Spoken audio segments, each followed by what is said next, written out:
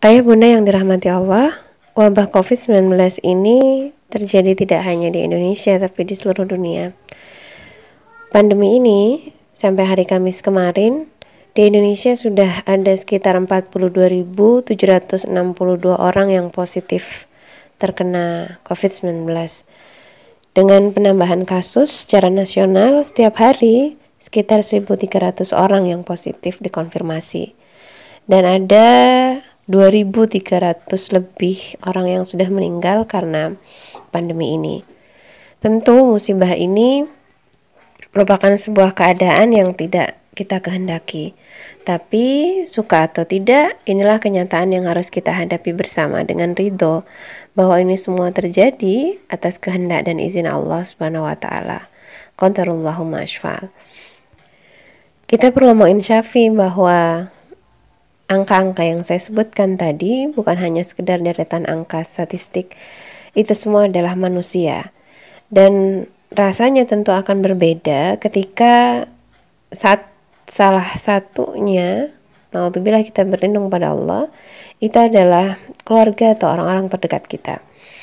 Atas alasan kemaslahatan buat semua, keputusan untuk belajar di rumah saja diambil sebagai salah satu keputusan yang dinilai mudaratnya lebih kecil dan lebih mampu untuk memberikan rasa aman serta selamat bagi anak-anak kita tercinta.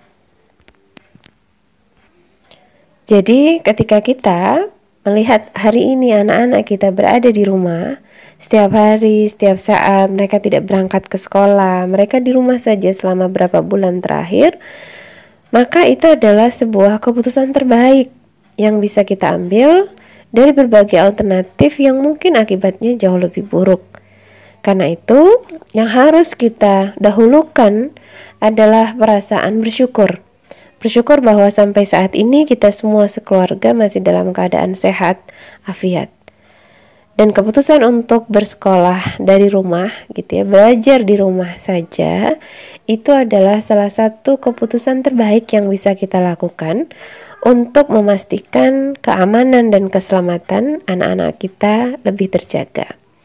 Nah, dibandingkan dengan kebutuhan-kebutuhan mengenai aktualisasi diri, produktivitas, dan lain sebagainya, kebutuhan akan rasa aman dan keselamatan itu berada pada piramida yang paling mendasar atau yang paling pokok. Karena itu, tinggal kita semua di rumah bisa memastikan bahwa anak-anak kita di rumah ya bisa mendapatkan rasa aman dan selamat itu.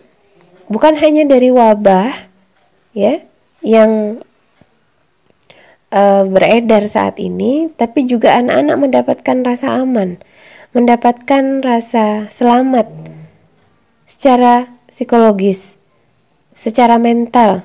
Mereka merasa nyaman, mereka merasa selamat bersama kita, orang tuanya. Termasuk diantaranya mereka merasa aman dan selamat gitu ya dari ucapan-ucapan buruk, cemoohan, amarah, dari perlakuan fisik yang tidak baik dari kita, orang tuanya sendiri. Nah, itulah justru tantangan terbesar kita hari ini selama menjadi orang tua, menjadi guru, menjadi teman mereka, menghadapi hari-hari yang tidak biasa ini. Tapi yakinlah ketika kita kembali meluruskan niat, kembali menimang bahwa ya ini adalah keputusan terbaik yang bisa kami lakukan, maka penerimaan ini akan membuat kita berdamai dengan keadaan sehingga selanjutnya bisa melakukan langkah-langkah yang tepat.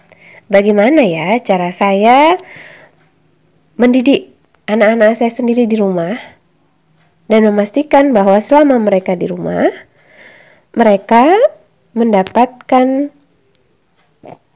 haknya untuk belajar ya, bertumbuh, dan insya Allah mendapatkan kebaikan-kebaikan yang banyak bersama kita.